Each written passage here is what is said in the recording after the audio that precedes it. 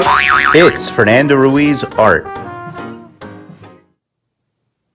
Hey everybody, it's another retro review, and today we got a good one. Today we are looking at the very first appearance of Marvel's The Mighty Thor, way back in Journey into Mystery number 83. And this was 1962, which was really quite the year of universe building for Marvel, because that year we saw the debut of Spider-Man. The Fantastic Four were completing their first full year. Iron Man, Ant-Man, and the Hulk would also all be created that year. So it was a real boom for the Marvel age of comics.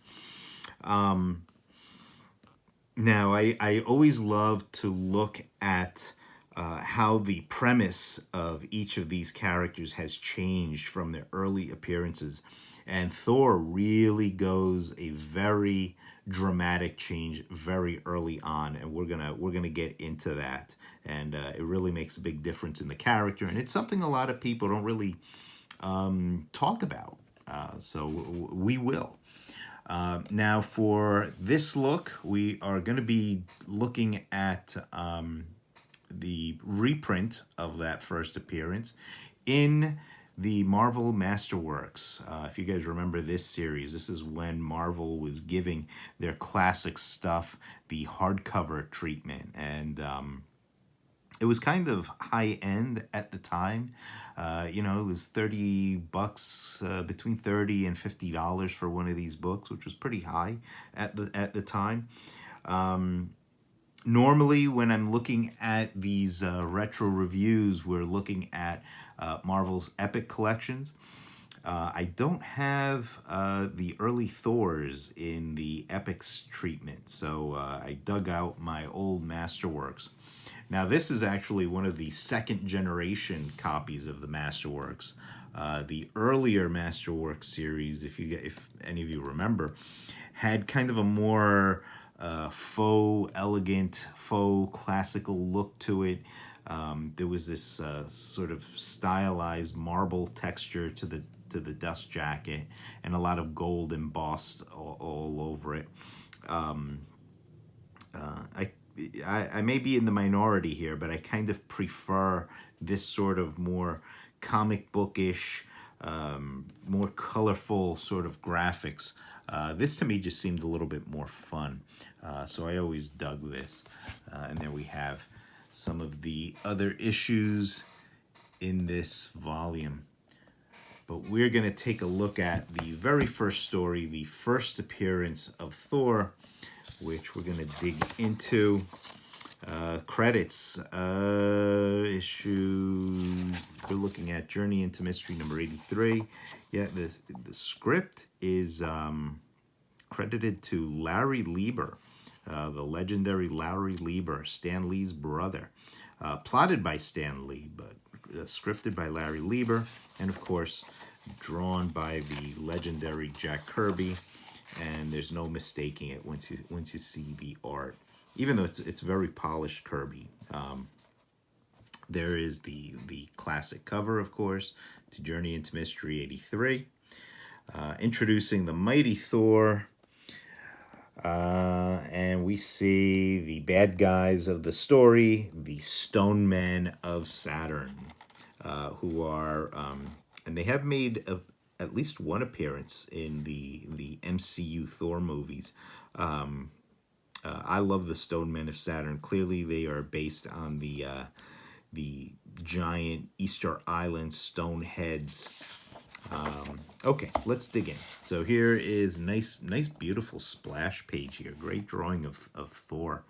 In fact, the face is a little more polished than we usually get from Jack Kirby, especially at this point. But a very nice Thor figure. Now, here's the thing. We when we get into the story, we meet Dr. Don Blake, who at this point in Thor's history, that is Thor's, I'm going to call him alter ego for lack of a better term. But that's who Thor turns into. Now, here's the thing. As far as the story goes, Dr. Don Blake is, of course, a New York doctor. We're not really meeting him in his natural element because when the story opens up, he is on vacation. He's hiking through Norway. He is lame. He walks with a limp. So he's just out for a stroll. And as it happens, these stone men of Saturn show up. And they show up, they decided to make their beachhead on Earth, the mountains of Norway. And we see these guys are super strong. They're made out of stone, so nothing can hurt them. And they've got laser guns. So they figure the Earth is going to be a pushover for them. They're here to invade. And who sees them but Dr. Don Blake? While he's out on his hike, he sees them, they see him, and they chase him into a cave. Okay, and he knows they're up to no good, but what can he do? He's just this skinny little doctor. And it's in this cave that he finds this staff. And the staff is just laying there. He finds it in this secret chamber, picks up the staff, and of course the staff, when he strikes it, there's this flash of lightning, and he transforms, and we have a classic Kirby transformation sequence right there with all that, all the Kirby crackle going on. Sort of rough, primitive Kirby crackle, but there it is. And he turns into Thor. Now here's the thing. I mentioned that the changed premise. In this early version, we're used to Thor being the Thor, the legendary Thor of Norse mythology. That is not the case in this first appearance. Thor is not Thor. As you read the dialogue, and the dialogue, we're not getting that sort of faux Norse / British kind of accent that Thor has always famously spoken in. At least comic book Thor has. He's speaking a little bit more formally than he does as Don Blake, but it's still not that Thor with the thou, lo, thy, and all that stuff. But here's the thing. This is not Thor, the Norse god, the actual Norse god. This is Dr. Don Blake, who turns into Thor. And he's still Don Blake. He is the human. And that is a big difference, okay? And it's also a premise that'll quickly just be thrown out the window. As they bring in more Asgardian elements later on, it eventually just, he just becomes the real Thor. Right now, he's just a guy who picks up the helmet. He picks up the staff, strikes it, and it turns into Thor's hammer, and he gets the powers of Thor. So here he is Thor. And we just saw him as he kind of experiments. And see, here again, he's not Thor. So he is kind of experimenting, learning about the powers that he has. This is all new to him. And he also learns as he sits down and he puts the hammer down that when he lets go of the hammer, he turns back into frail Dr. Don Blake. He must be touching the hammer. If he lets go of the hammer for more than 60 seconds, he turns back into Don Blake, which was an interesting limitation. And I don't know, it seems like in recent years, the trend has been to eliminate all the classic weaknesses from our heroes. Green Lantern, I guess the yellow isn't his weakness anymore. And I don't know nowadays how dependent Thor is on holding his hammer. I don't know, because I do know Thor is no longer Don Blake. They've taken Don Blake out of the equation, which I miss. And I'll say this, and I again am probably in the minority with this opinion. For me, I like Thor as the superhero.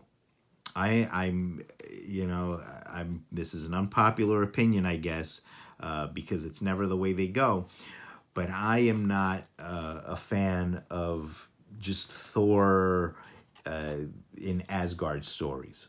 I like Thor as the superhero, which is why I like this early version where he is Dr. Don Blake who turns into Thor. He turns into a guy with Thor's power. He's still Don Blake. He's still the human. I can relate to Don Blake. I can't really relate to Thor as much. And again, I know for the past few decades, creators have done all they can to kind of turn Thor into a pure, mythological figure. They stripped away the Don Blake aspect of it.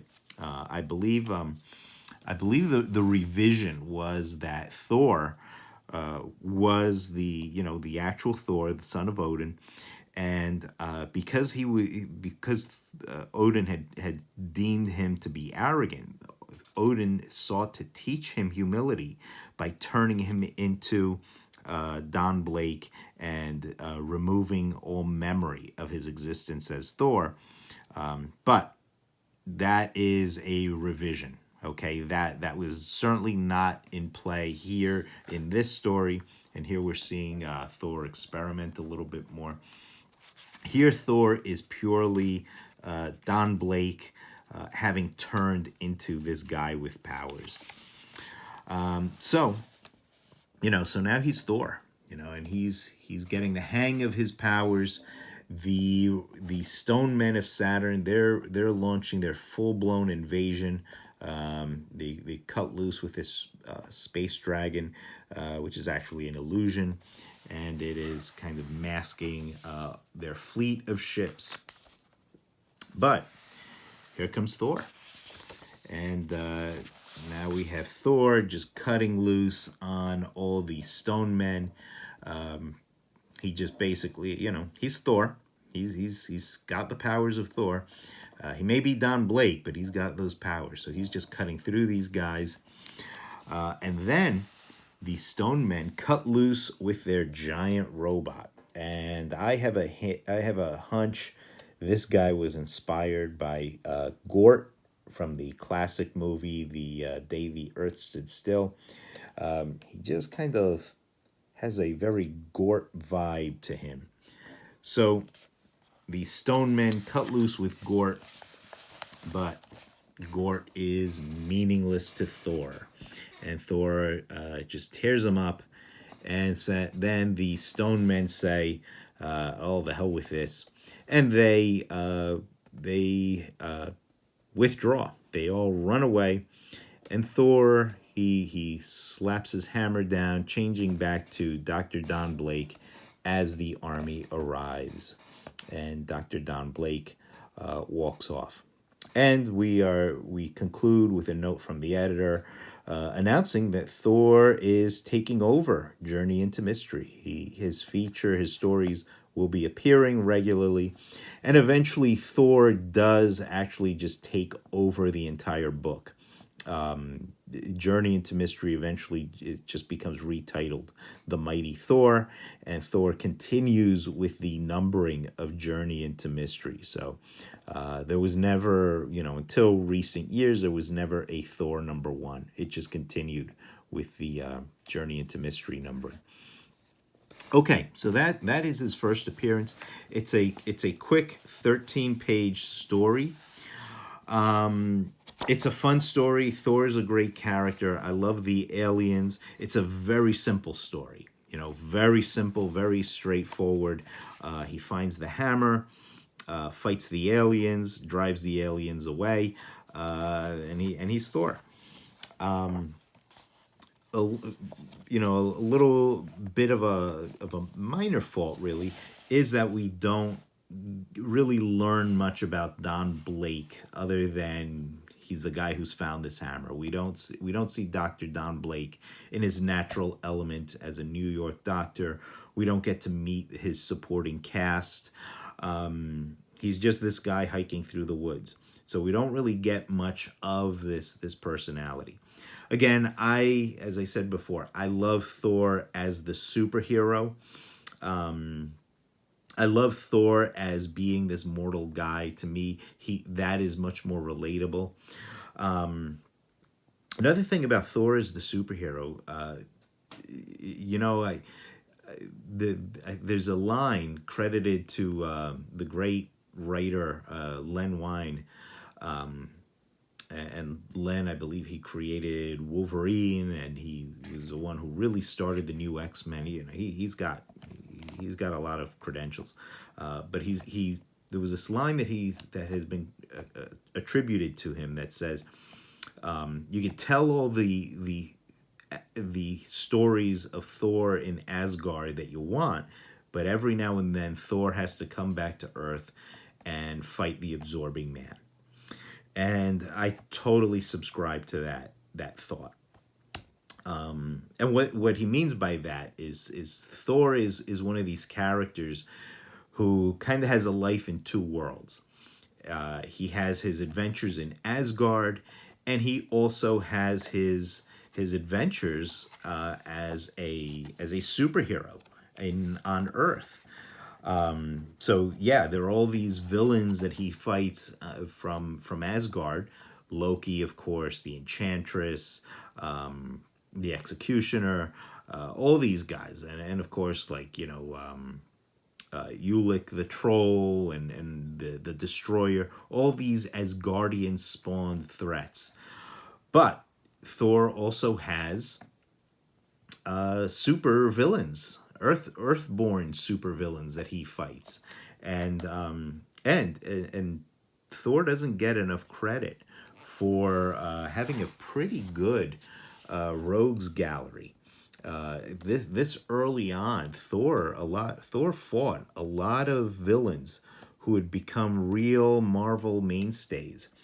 Yeah, there was Loki, but there's also the Radioactive Man, Mr. Hyde, the Cobra. Boy, the Cobra was really taking on Thor. He was really aiming above his station. And then later on, we get other mainstays and some personal favorites of mine, like the Absorbing Man, Great Gargoyle, the Wrecker, and the Wrecking Crew. So they all those guys, they all started out taking on Thor. So Thor had a pretty good run of supervillains. So again, my point here is I like Thor as the superhero. That is what interests me.